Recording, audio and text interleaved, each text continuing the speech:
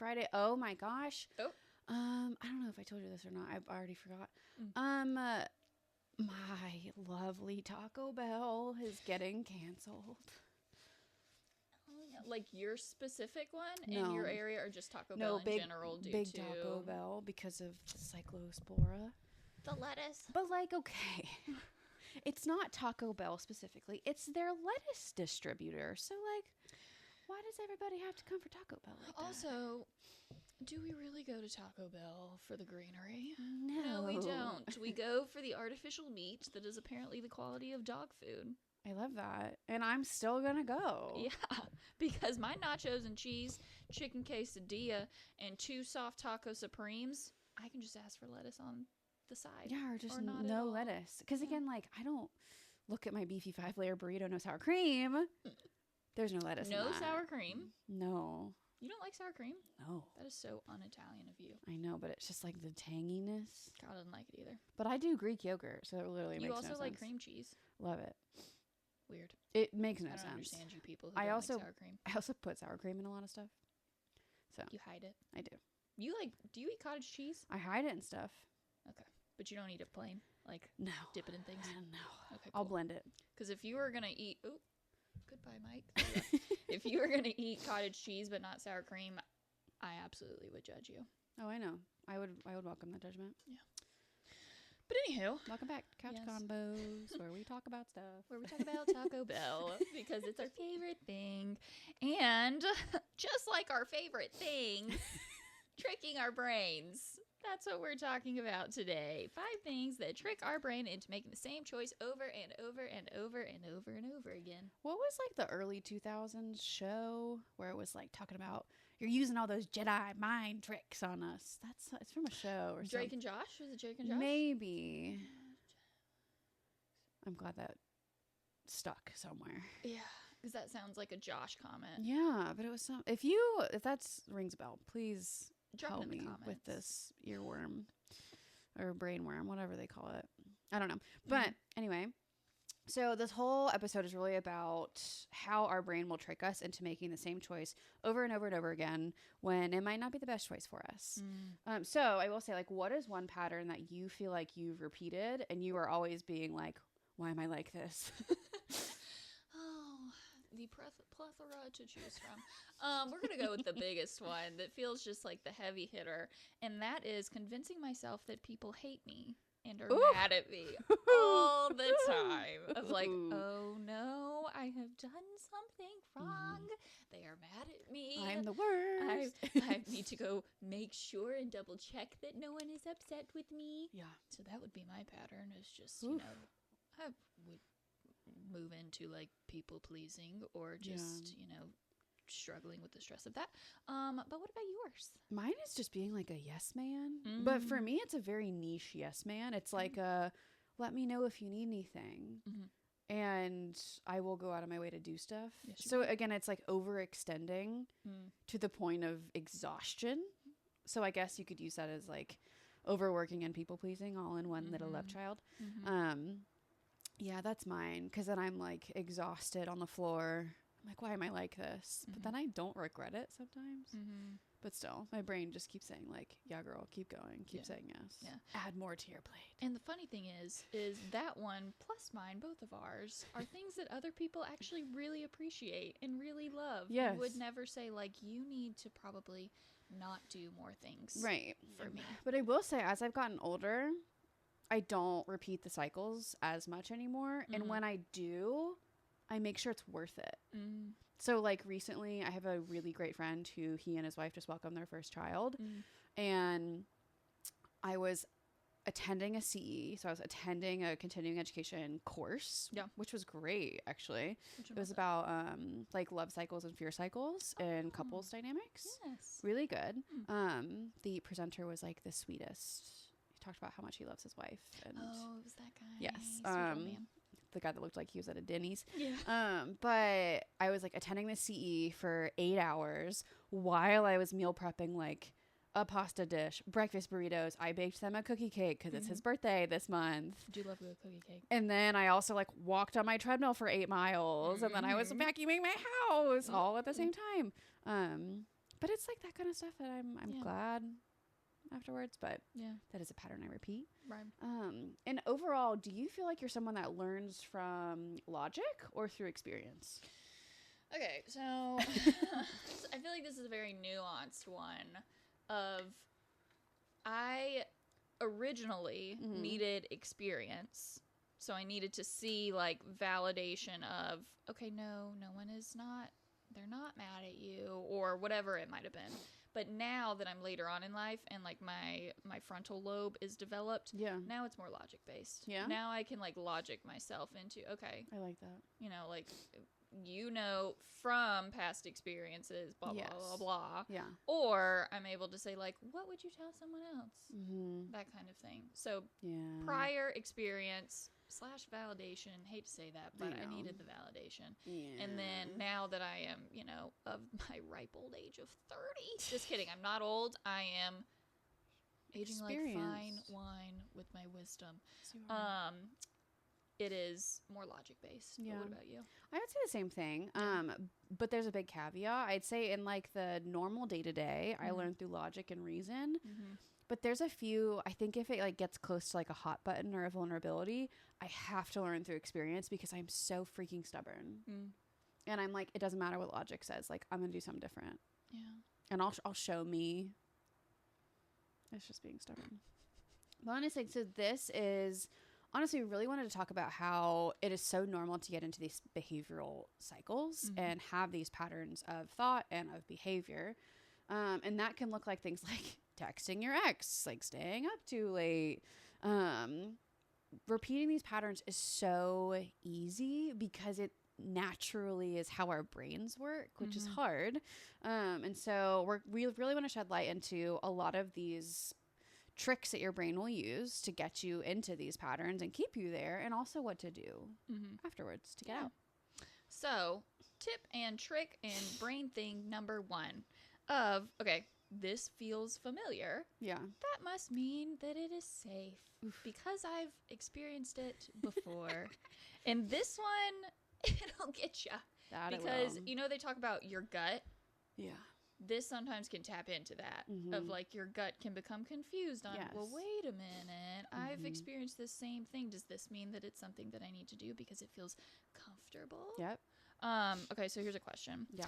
Have you ever looked back and realized you kept choosing the same type of relationship or friendship, work environment, etc.? Yeah. And what pattern was it?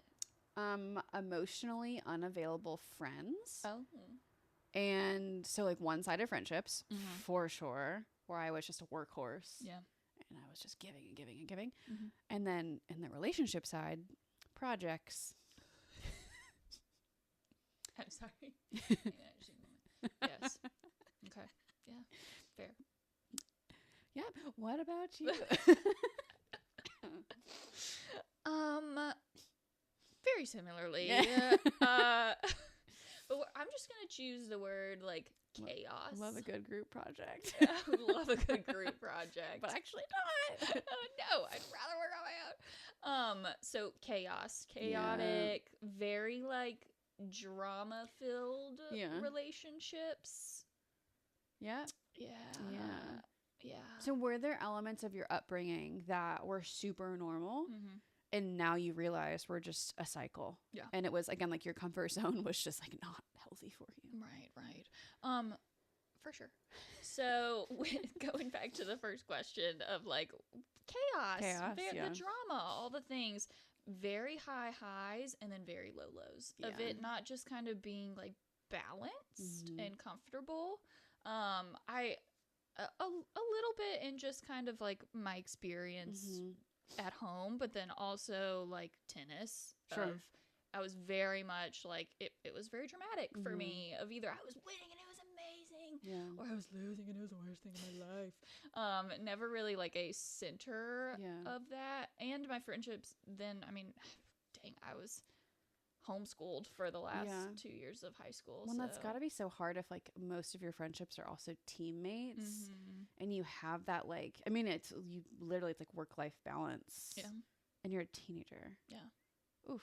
That's so hard. Yeah. And your teammates, but you're actually not, because you're fighting with one another to see who's better and to try and like make your, and Miss Missy, if you are listening, she never did this at all. This was all inside of our heads. Yeah. But we all wanted to be the best student and the top dog of the academy. There was 4 of us.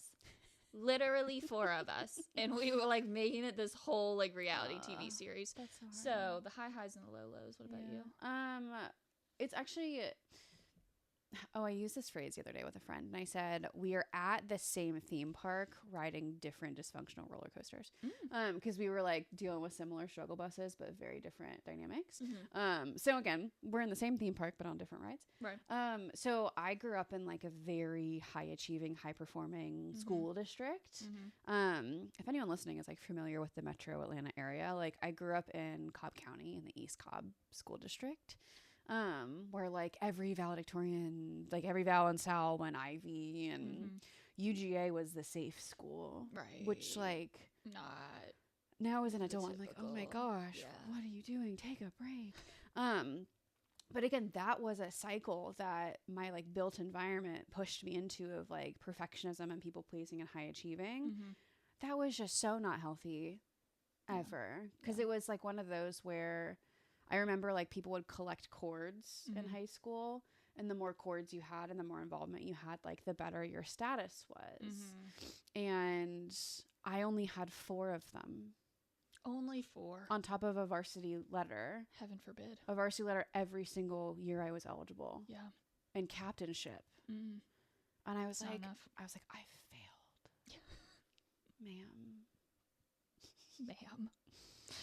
Yeah.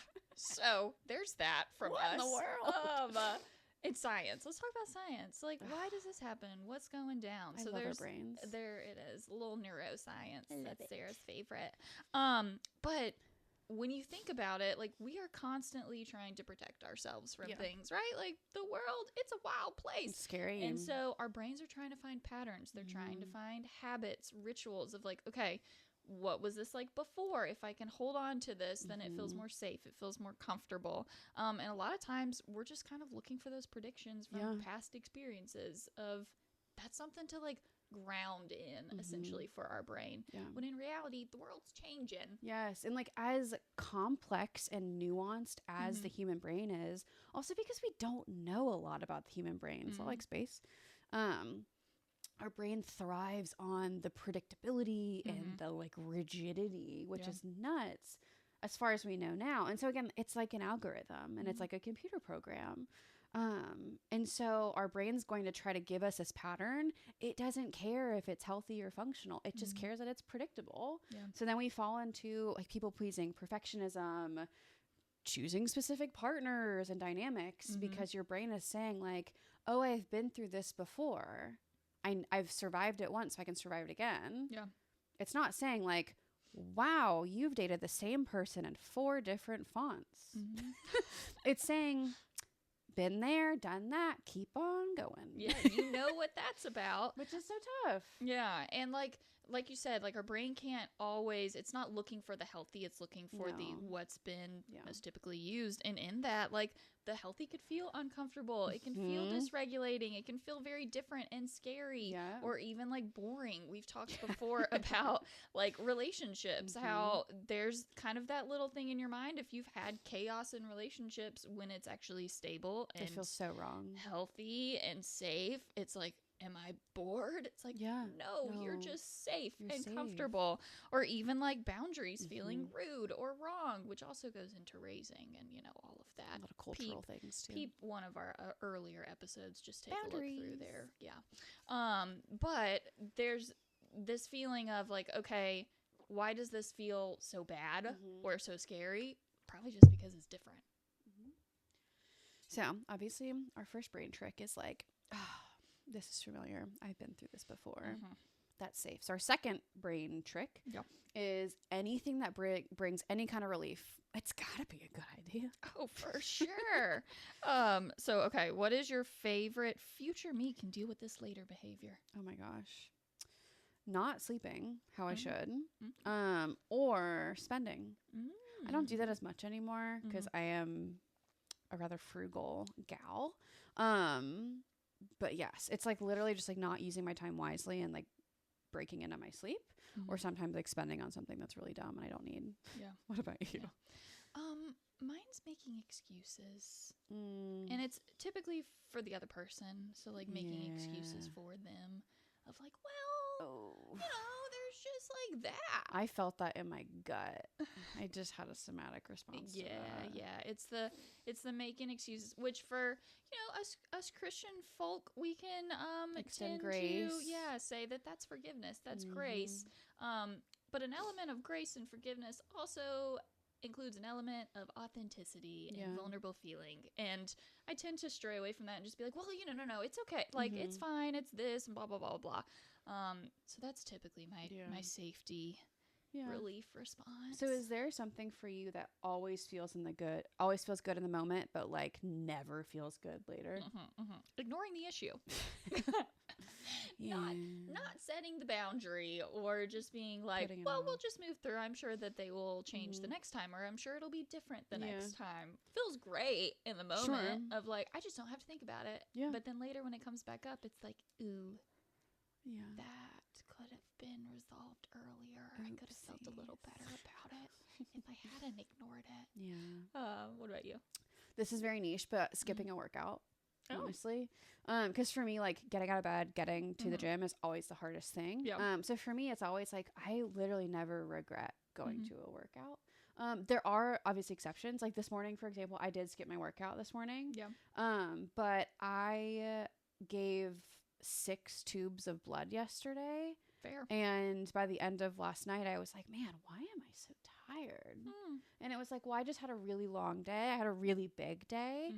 And I also gave a lot of blood. Yeah. So physically, my body was like, oh my god, regenerating. Yes. Well, because it was enough blood that for my size, the last tube I had to like move around to get enough. Your little veins. Yes. It's pumping hard. Yes. Yeah. So again, like for different bodies, that might not be a lot, or that's not enough, whatever. But for me, like my body was struggling. So like this morning, I skipped my workout, but that was an exception. But overall, like when sometimes I have a hard time getting out of bed in the morning, it's like, no, I literally never regretted going. Yeah. Yeah. So relief. Yeah. And when we talk about this, like our brain, it does crave instant, immediate relief, especially in this day and age where we essentially have everything at the fingertips of our phone. Who likes to suffer? Even like for sure, biologically to our core, like no one wants suffering. So if our brain is like instant relief, it wants that. So sometimes it'll reach for those like quick fixes of like a doom scrolling of like, I can shut off my brain easily by doom scrolling, emotional eating, spending, hitting add to cart. I know we talked about that loop of like, ooh, I can immediately get some dopamine to help this lull. Yeah. Add to cart. Amazon. That's the heavy hitter because it gets to you the next day too. So then you get a second instant gratification. But yeah, it's this idea of like our brain is trying to reduce that discomfort. Yeah. And it remembers the things that help us. It remembers the things that feel relieving. And so it cycles through that of, okay, what can I use right now? Again, it's protective. It's not because something is wrong with you. It's not because, oh my gosh, I'm not disciplined. It's literally your brain just being like, no, this is really hard. Let's try and protect you from it. Yeah. Well, and there's also a difference between coping that actually helps you versus coping that avoids the problem, which is so hard. Yeah. And honestly, when I'm with clients, there are some situations and some instances where I will look at them and I will say, if your coping skill this week is to distract and to avoid, that's okay. Yeah. Because there are certain circumstances where it's like we are really towing the line between our frontal lobe and our amygdala. And when I have a client that is so close to a survival mode and a fight or flight instinct, I always say, like, we need to make your nervous system safe. Yeah. And sometimes to get there, we have to start with a little bit of avoidance or distraction, feel safe, and then go to coping and like true coping. So again, like there's a time and a place, but overall, I mean, it's a really tough loop to stay in. Yeah. Yeah. Brain trick number 3. This one's tough. Stress makes me feel like the temporary is not actually temporary, that it is forever, and it will always be for forever. So is there a certain habit that you have that completely disappears when life gets overwhelming? Boundaries with self and with others. Yeah. If I go into the ignoring of like, it's just easier for me to just keep going and not have to do anything about it. And that feels very safe if I'm just on my little Snow White journey. Yeah. How about you? I actually noticed I stopped reading. Because I'm a big reader. You are a big reader. Is I can't pay attention. So usually when I get stressed or when there's just a lot of stuff going on, because I usually have one audiobook, one thing on my Kindle, at least multiples of these all going at once, it completely stops for a little bit because I can't step out of my own mind for a little while. So I'll be checking your Goodreads very often. I know. I haven't read in a few weeks. You have not. I know. But you did add one to your thing because it emails me for some reason. I actually love getting those emails. It makes me really happy when I get them. I didn't realize it did that until I started getting the emails of like, Sarah has just added this to her wants to read. I know, and I love like, it. And it's okay. Like I get my updates from like Shayna's doing this, Caroline's doing this. Like, so now and then I gotta be checking into it all the time, being like, you haven't read anything. So do you have like a personal stress tell? Because I have like a family member where I know if the length of their beard is a certain length, I'm like, I'm gonna get coffee with you. Yeah. The beard, that's funny. Mine would be my pitch in my voice. Up or down? Up. Yeah, I figured. Yeah, if I go up like this, it's fine. That's and dogs are barking around the world with that one. That's my stress tell of like if I'm doing the it's fine, no, we're good kind of thing. And then of course the theme for today for me is avoiding and hiding. Yeah. And so it goes into that avoidance with the meme. It's the meme of the dog and the fire. The fire. I'm fine. Oh yeah. I get quiet. Okay. I get quiet. Shut down. Yeah. And I don't even realize it. I'm getting better as an adult. Getting better at it as an adult. But I usually just like get quiet and I just like am in a little turtle shell for a little bit. Yeah. Because again, like when we are stressed, our brain will quite literally reduce its capacity for flexible thinking. Again, especially if we're like towing that line between our frontal lobe and our amygdala. Again, when we're thinking out of our amygdala and fight or flight, we can't think flexibly. We just think out of survival. And so again, it's like this idea of your stress will eliminate that flexible thinking. And instead of asking, what's the healthiest thing to do? Our brain is like, what have we done before? How can I get out of this? Like, Yeah. It's essentially like the physiological thing of when you're running or when you're in danger that your body stops producing the need to like go to the bathroom. Yeah. Because it's like, okay, no, you got to focus on one thing, and that is just getting away, that kind of thing.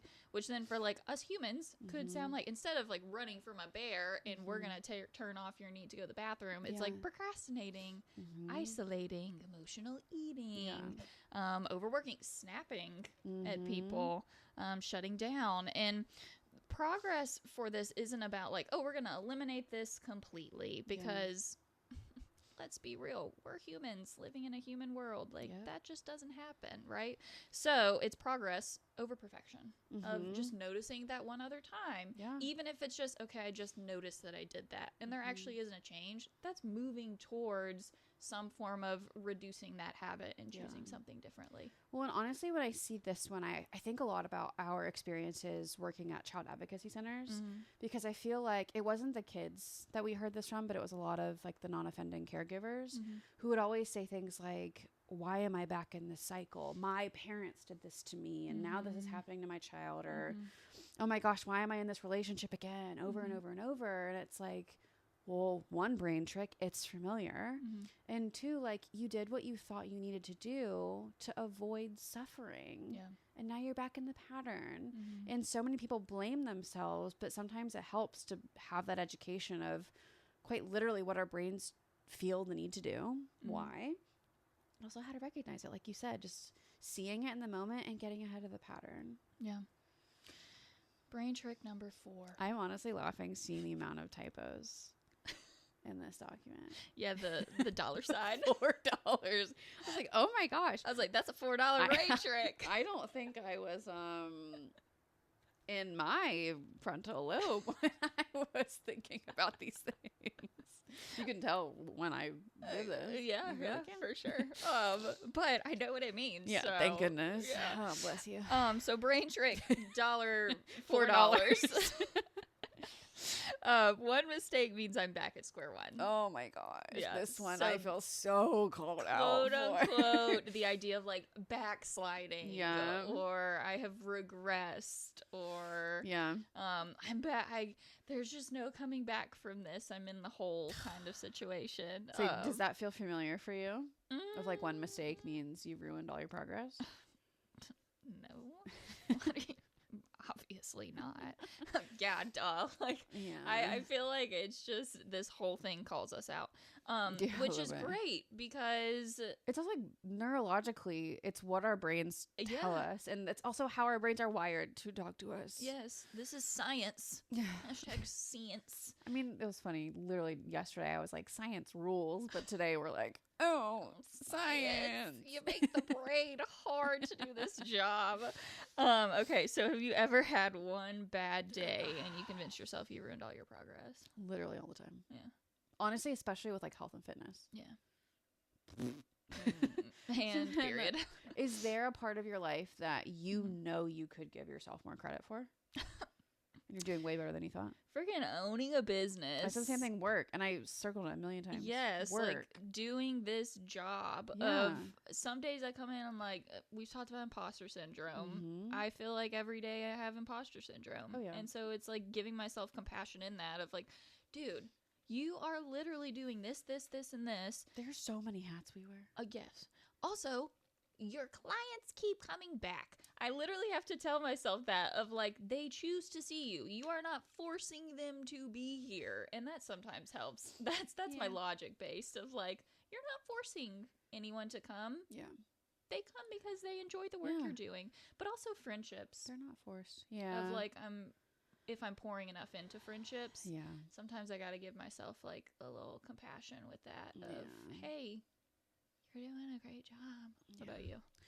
Honestly the same. I think Yeah. like work especially. It's also hard because with owning a business, we don't Mhm. get performance reviews. We Right. don't get attaboys. Like there's always something that we could be doing and Mhm. scaling. And now with social media, there's a million ways that we could be told that we're wrong. Right. And so I think, yeah, there's like the business ownership side. Then there's the clinical side of like working with Mhm. clients. Mhm. And the same thing with friendships. Especially recently, I've been like, ooh, like, am I speaking too much about myself, or am I making enough space for like my people and like their lives, Mhm. and just trying to be a good human. Yeah. So it's hard. It is hard. Which I'm going to plug us real quick with that. We are not allowed to ask for like reviews or any kind of like, hey, the business is Yeah. great. So if you ever feel like called Yeah. to engage in that kind of communication with us, Go we for it. truly do appreciate it. Yeah. We love it. Mm-hmm. You know, a lot of other places be like, rate us, give us 5 stars, things like that. Right. That is deemed as like unethical I and say uncaring It's for literally in our ethics Yeah. code that we cannot ask for reviews Mhm. because it potentially breaks HIPAA and Right. like things like that. So Yeah. you're right. It's So if hard. you want to do that, that would be great. on your own volition. Yeah, and- on your own volition. No forcing here. Just opening up the option with that. Yeah. So what science do be saying? This is literally just like how I think.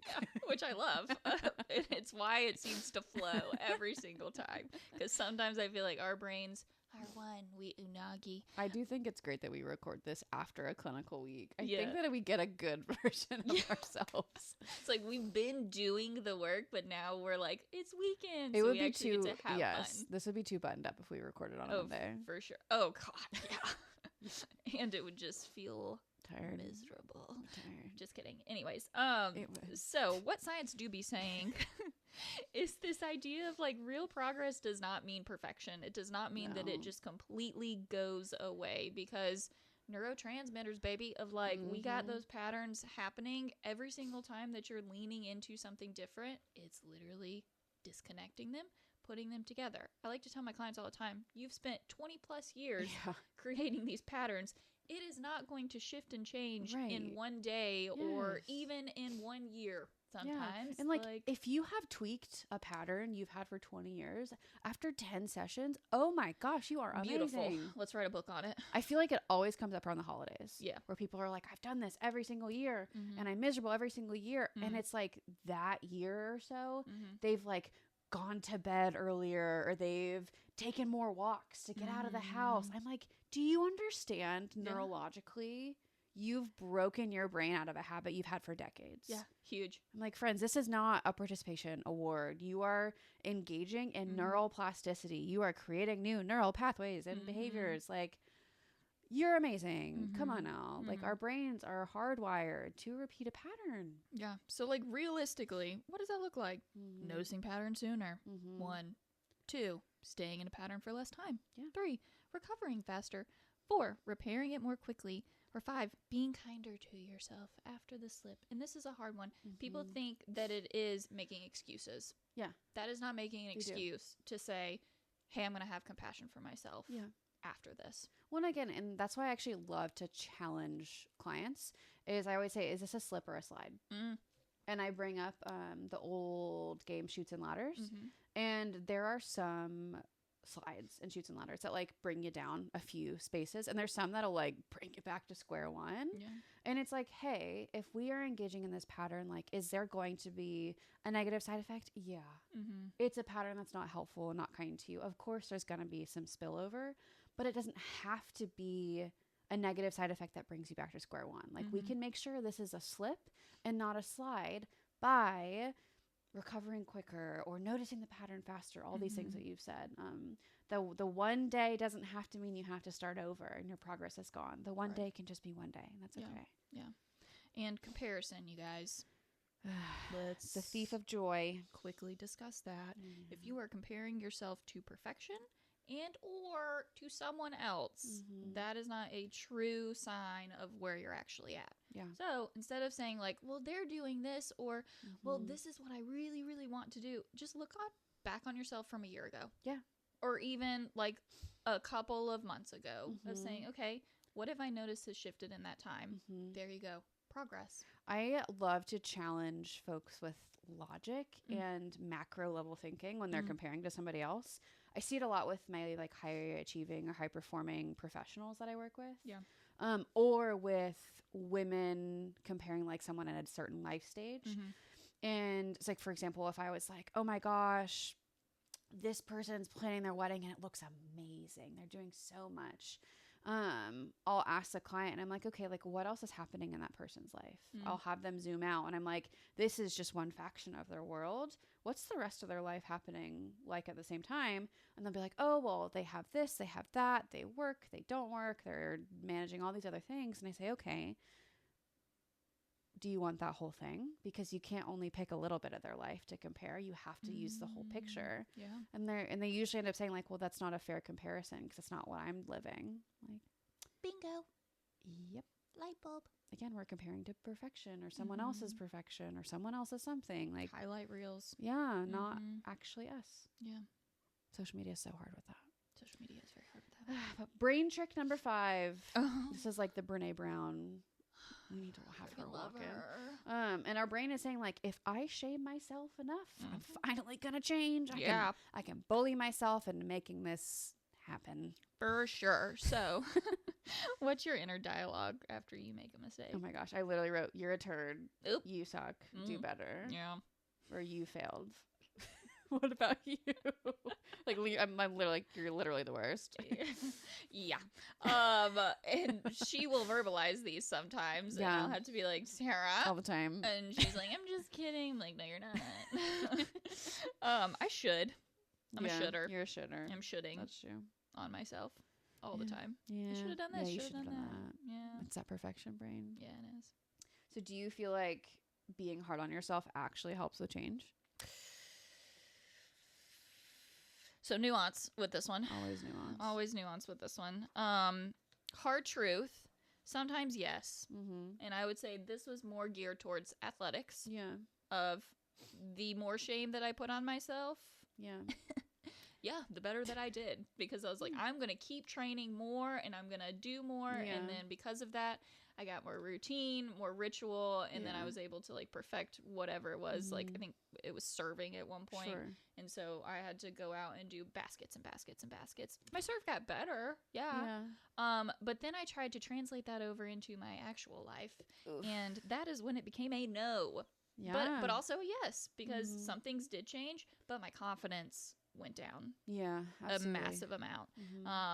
Shame increased, confidence depleted, and then that caused a whole host of other things to happen.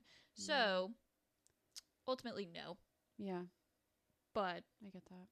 yes, in athletics, sadly. How about you? I feel like I would break that up into two different like categories, because in my brain it all kind of seems to lump together, because I'm like, discipline helps me change. I'm really disciplined and I'm really intense in certain things. Yeah. And so being disciplined has, helped me change. It's helped me build really great habits and not make excuses. And it helps when the motivation isn't there. I have the discipline to fall onto. That helps change. Yeah.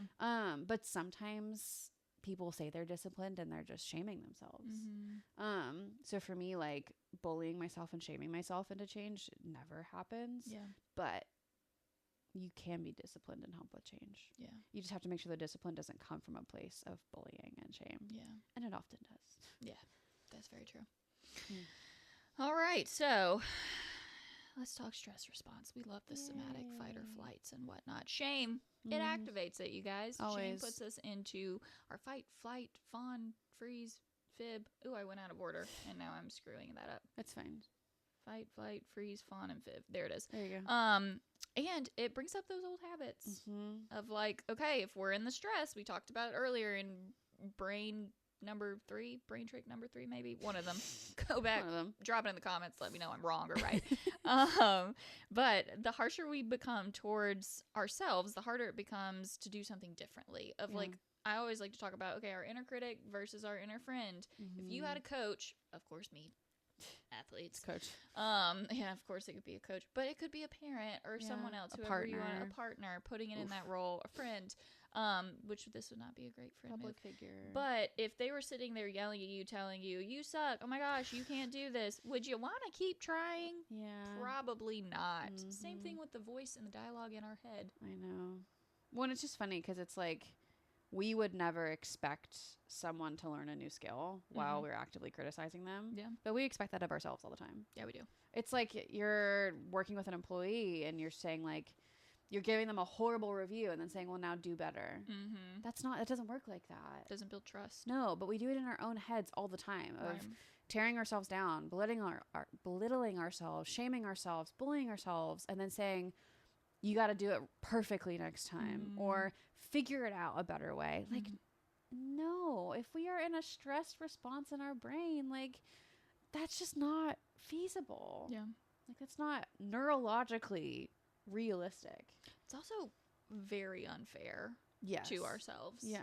Like, the brain doesn't work like that. And also our heart doesn't work like that. No. Of if you wouldn't do it to someone else, why? Let's rethink why we would also do it to ourselves.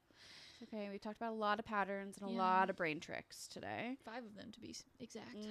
So when we think about, because again, I feel like you could hear all these tricks that your brain does that enables these patterns. It can feel pretty overwhelming, and it almost feels like you're looking up at this like big mountain to climb of like, well, if I know innately my brain is doing things to keep me in a pattern that might not be good for me. Yeah. Whoa, that's a scary amount of information. Like, what do I do? And unfortunately, there's not like a magic pill, podcasts, whatever. But they are like little ordinary things that you can do to help re-trick your brain. Yeah. Add some new pathways. Things that feel little, but in reality, they're huge. They're huge. Practicing the new behavior before it feels natural. Yes. Letting things feel awkward and just being able to sit with that of like, okay, this feels different and uncomfortable, but here's potentially what could happen after. Expecting repetition instead of perfection. Yeah. And comparing ourselves to ourselves from a couple of days ago, weeks ago, a year ago versus comparing it to someone else. Yes. Recovering instead of spiraling. Yeah. And that spiraling Shame-based. Again, allow yourself to recover and allow it to be a slip and not a slide. Yeah.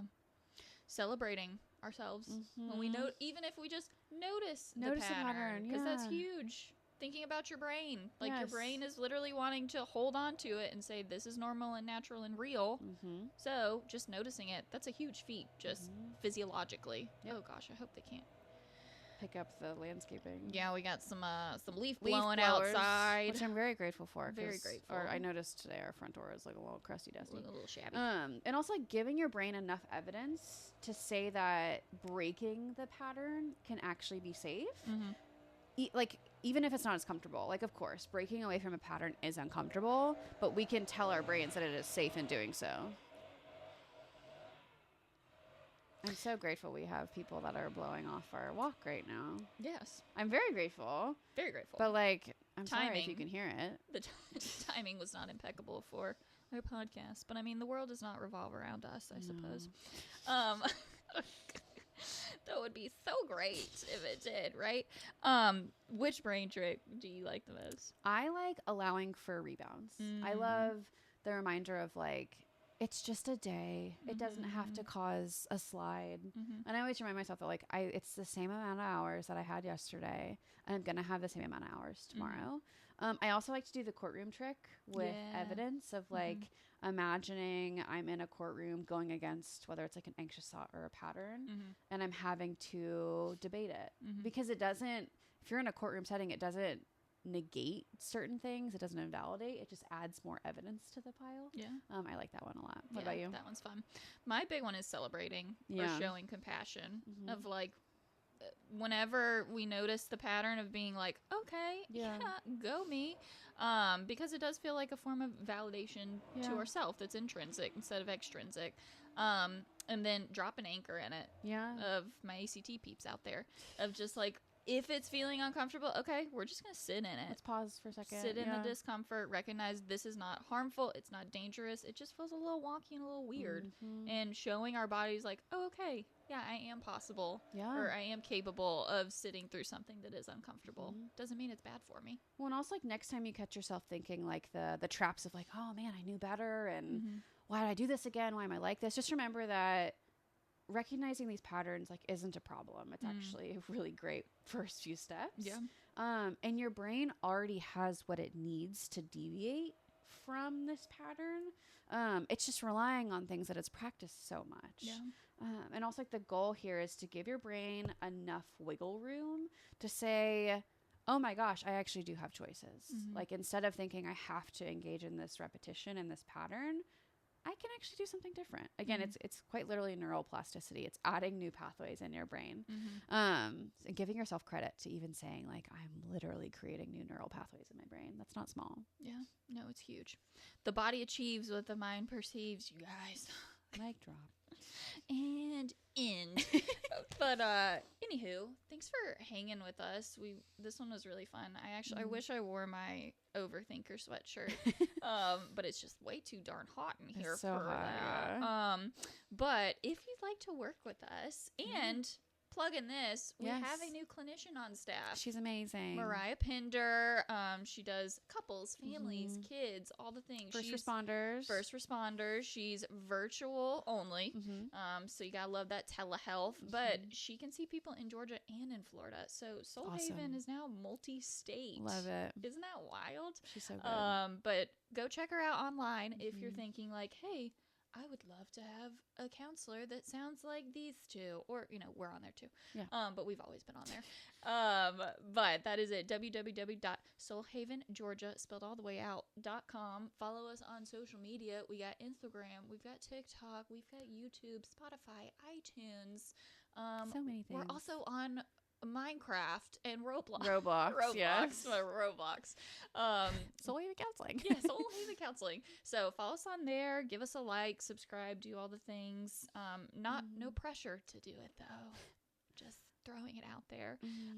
But also a reminder that Soul Haven, the podcast, is not counseling. We're not a crisis unit. And we're not a crisis unit. So if you do feel like you are in immediate danger, please go to your nearest hospital, emergency room, dial 988-911. But other than that, That's it for us today. If you guys have any suggestions, ideas of future podcast episodes that you would like to hear from us, or just certain things that you want to hear therapists really discuss and give you a realistic view of, and really start to kind of deconstruct, let us know. We want to hear from you. Yeah, that's why we here. And we'll talk to y'all next time.